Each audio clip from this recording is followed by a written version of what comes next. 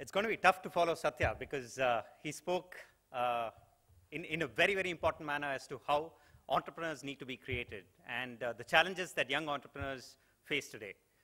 I'm proud to be part of a statistic which is largely thrown around in conference circles, and Mr. Agarwalji briefly touched upon it, which is the human capital of Bharat and other Southeast Asian countries, where 70% of the population is under 35. And today, I've started Prime Technologies largely so that I can leave strong impact behind before I cross that 35 border. A brief background as to how I started Prime Technologies. I dropped out of one of India's top prestigious institutions and went to a local school in Bangalore because as a student during my early days in school, I was highly focused on just academics and nothing beyond academics. And I wanted to build my personality a little bit. The reason I mentioned that is I was a complete introvert who did not even ask questions while I was in school. When I was in college, I had only one ambition.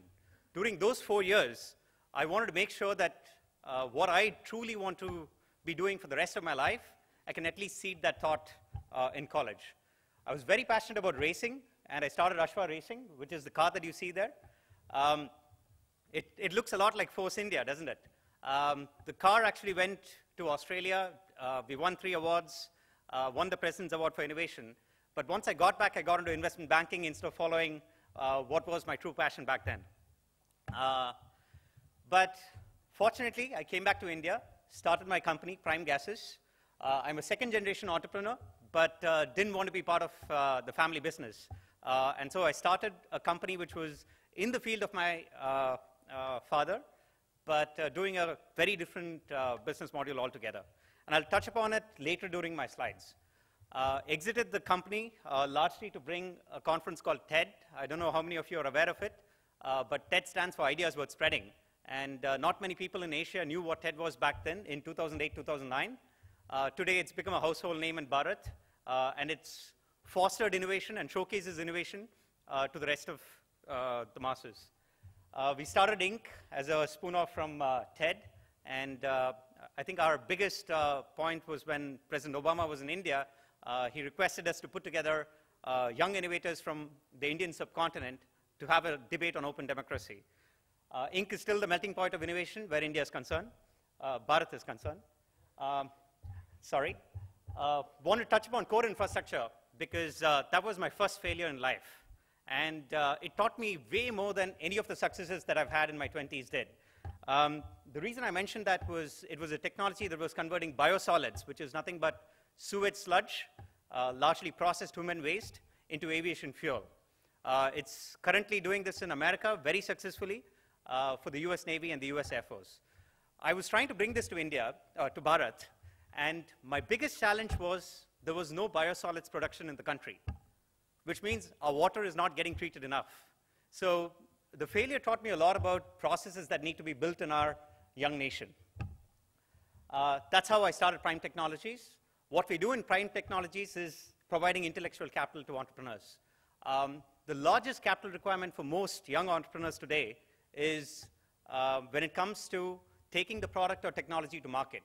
So we've identified clean technologies as the niche and the impact technologies, which is because we've now involved ourselves in healthcare as well, as the area where we want to be operating in. And what we do is commercializing these technologies, and I'm going to touch upon how we bring in affordable capital to these companies. So a brief overview, as I mentioned, we are involved in water, in converting sewage water into potable water, industrial wastewater into potable water. Conversion of biogas to natural gas is again a project which is very close to my heart, using CO2 sequestration technologies. Converting biosolids into a clean burning fuel. And the final one is on healthcare IT. So I'm going to take 2 of these technologies. I'm going to talk about affordable capital for each of them because they're very different. One is an asset-heavy industry, and the other is a technology company. Let me start with the healthcare IT company. So what we're doing in the healthcare IT business is largely creating a nexus for the entire healthcare ecosystem. How we're doing this is that doctors are having a practice management solution, which is provided to them on iPad. It's a cloud-based solution. So they're capturing your data when you're in front of them. In India, in Bharat, I'm married into a family of doctors. My wife is a pediatric endocrinologist, mother-in-law is a neonatologist, father-in-law is a gastroenterologist, brother-in-law is a cardiologist, and sister-in-law is an ophthalmologist. So dinner table conversations were largely awkward because they would talk about problems that doctors face, and I'm the guy who can only think from the business perspective about capital, and my mind was always going to the fact that when I'm 40, I should be playing golf and relaxing if I open a good hospital, right? Because each of them are gold medalists in their field. I had them take a look at this product, and what they were amazed with was they see on an average between 50 to 80 patients. And by using the technology, they're able to spend more time, face time with the patient, A. B was the fact that they were able to see more patients, which means you're opening up a doctor to seeing more patients by using technology as an aid. Because even if you save between 2 to 3 minutes per patient for the doctor, you're saving them close to 2 to 3 hours per day.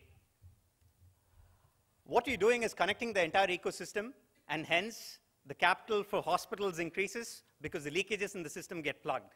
So from a patient's perspective, when you walk into the hospital, 0 wait time to see the doctor. Doctor's generating your lab and your pharmacy prescription. Again, 0 wait time at the pharmacy or at the lab. And you don't need to wait to collect your reports because your reports are going to come in to your mobile phone, including your images, your MRI scans, your CT scans. And this is the cheapest Android phone available. So I've gone down from my iPhones into the cheapest mobile phone available. Where this is important is, if you look at a country like Bharat, which has over 1 billion people, we cannot provide quality healthcare for the masses. We want to use technology as an enabler because if we do not provide quality education and quality healthcare for the masses, the same statistic that at least I'm so proud of today, which is the under 35 part of Bharat, would turn itself into a revolution because of the inequalities that exist in the system. We initially focused on, like Satya said, largely the US market, the European market, etc. And then we realized the place that we need to be looking at is the Indian rupee. The reason I mentioned that is today in India, in just the last 2 months, when we've made the shift from focusing westward into focusing inward, we are now set to become the largest medtech company in the country. We are going to be having close to 10 million patients, 25,000 doctors, and some of the largest hospital chains that are going to be using our product by end of this year. We cannot achieve that statistic anywhere else in the world. Let me walk you through what is affordable capital in different stages of a company. Now, I went through the brochure that's been provided to us, and I saw most of us are either industrialists or traders, etc. So I want to talk about technology companies because that's where the capital that Satya mentioned, and he's a very strong angel investor in India, and Praxify is one of his investments, which is going to pay out in the next 2 years for sure. I promised him that. But what happens in a technology company is you can create impact, A, and B is your capital is not in play for too long. So you would be making your returns fairly quickly. So it starts with early stage, right? Bootstrap versus and seed funding. They go hand in hand. When I started my first company, when I came back to India, I put in some of my own capital, but I needed somebody who had the guidance, who could help me with it, because this was an industrial gas distribution company. And what I was trying to do was large-scale distribution of industrial gases. So I went to somebody who was in the transportation space, who was bringing in some of the best trucks into India, and said if we can partner with them. And I did not have capital to pay for it, but I gave them some equity to start the company. It worked out beautifully for us purely because they were bringing their strengths to the table, and I was bringing my strength to the table. This is where I believe that a lot of you can make a difference. A lot of times it's thought that angel funding means that you need to be able to see the future, bet on the right kind of technologies, and have access to what is happening in a real-time basis. That is not quite true. Angel funding also means that invest in companies where you have the expertise. This is what I'm currently doing right now. So all my companies are places where I can commercialize the technologies in the shortest span of time. And I would urge all of you to do the same. Because let's say you're part of the steel or power industry, etc. Find a young entrepreneur who's in need, who has that passion, who has the energy, who wants to make a difference to Bharat and to the Hindu ecosystem itself. And see if you can support him through mentorship and how you can actually help your capital show you returns along with the returns for the entrepreneur. This is a very important picture because If you are risk-taking, then you can go for a VC funding module. I was told that there is the discussion about a potential VC fund coming out from the World Hindu Economic Forum. But even if you do not want to take that kind of risk, you can still do a convertible debt and help the entrepreneur during his time of needs. What this means is, in early stage VC, you're essentially the two gentlemen who are riding the cows in the right direction, you know. This is part of the Jallikattu, which happens in Tamil Nadu. And you're helping shape the company in the direction that they need, but you are taking higher risk, because if it fails, then you know, you fail along with it. What happens in convertible debt is you're largely a passenger, but you're offering debt to the entrepreneur in terms of helping him out.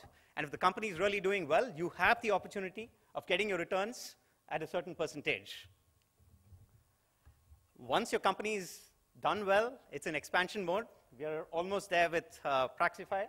A lot of people want to be part of the pie, right? So it's not tough to get access to capital at that point of time. And this time you can choose your affordable capital, because it could be 14% interest rate, may look affordable at that time because you want to keep more equity to yourself, or you would have private equity guys, or you would be able to raise debt on balance sheet. These are things that we want to touch upon when we have the panel discussion, because I want to leave that part to the bankers. And then, of course, the world is your footstep, and at that time, a lot of you are using these instruments today, which is mezzanine debt, or going for a public offering, or going the debt route. But I also want to talk about asset-heavy industries, because I'm involved in that as well through one of my portfolio companies, which is in water. Again, technology can change the business in a very different way. What you're seeing here is the size of an entire wastewater treatment plant. The capital cost for this is going to be zero, because we plan to enter it using leasing modules, which means that you're paying for your own wastewater getting treated and provided back to you. Now, this, as you see, is how we plan to deploy our wastewater treatment plant. A 20 MLD wastewater treatment plant, which is already in operation, is shown here.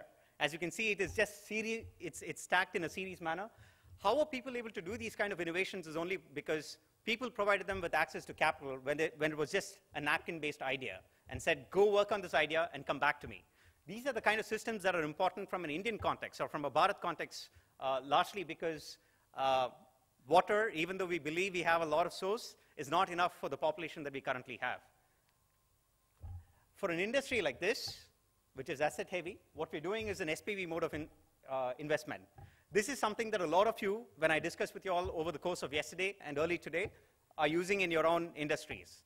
These are possible in asset heavy industries, you know, steel, power, water are some of them, where your risk is kind of taken off the table from your parent company. The reason for that is you're investing in very specific projects. If you cannot, if you're risk averse in terms of investing in a company in an angel module, I would still strongly urge you to consider this mode of investment, because you're still helping out projects that need to be there, that need to make a difference. And this is something I would like to discuss with my panelists as we go through the rest of the panel. Thank you.